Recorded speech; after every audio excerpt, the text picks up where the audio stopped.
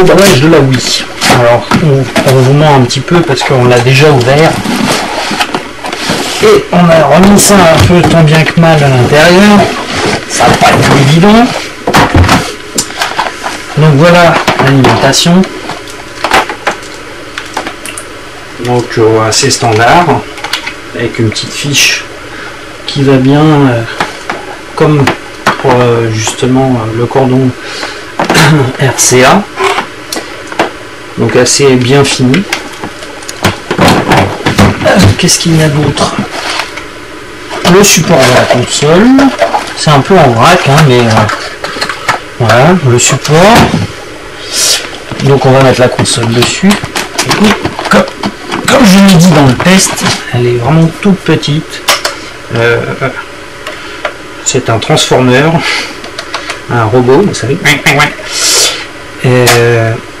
Voilà, je la pose sur son socle. Il y a de bêtises. Bien sûr, si c'est à l'envers, c'est encore moins bien. Voilà. Là, elle est bien sur son socle. Donc, on va prendre aussi. On va voir la Wiimote.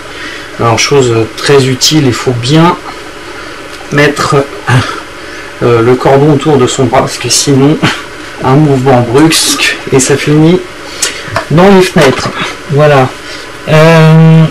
Se raccorde dessus le fameux nunchuk ou nunchak, enfin je ne sais pas comment on appelle ça.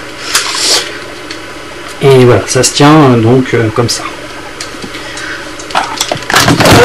Autre chose, alors la barre de réception qui se fixe soit à l'aide d'adhésif ou on la pose tout simplement sur le récepteur de télévision. Nous avons aussi voilà l'adaptateur donc qui se branche au bout hein, et qui permet de brancher en format Péritel.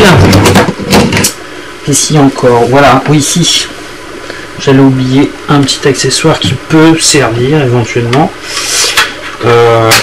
Il se fixe comme ça en dessous et ça évite que la console se balance.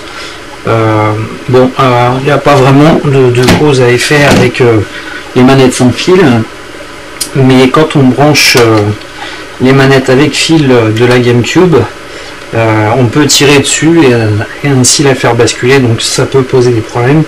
Et donc là, par ce fait, ça réduit ce problème justement. On trouve aussi deux grosses notices, des pavés assez balèzes. Donc un sur l'intérieur de la console et l'autre sur les accessoires, comment la brancher et tout ça. Quoi d'autre? Je crois qu'on arrive, on a fait un peu le tour. Ouais, c'est ça. Si, alors 3 tonnes d'emballage, de folie, tout est emballé et suremballé, ce qui ne sert pas à grand chose d'ailleurs, à part perdre son temps dans le déballage.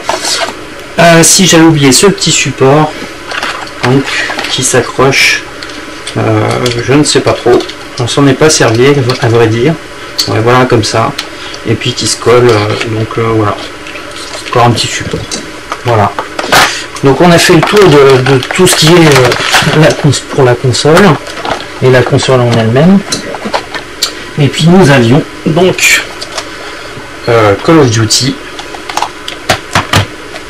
on ne fera pas de commentaire dessus, Tony Hawk, le tout dernier, le Zelda bien sûr, qui est assez excellent, et puis deux petites compilations, un qui est fourni avec la console, et l'autre avec la Wiimote supplémentaire.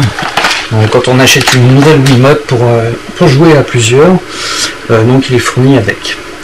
Voilà, on a fait à peu près le tour de tout ce qu'on avait pour faire le test.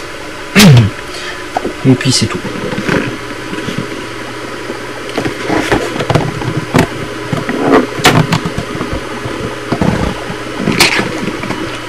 Le port SD card, les ports manette GameCube, ainsi que les ports carte mémoire GameCube, toute la connectique externe, avec en plus des prises USB,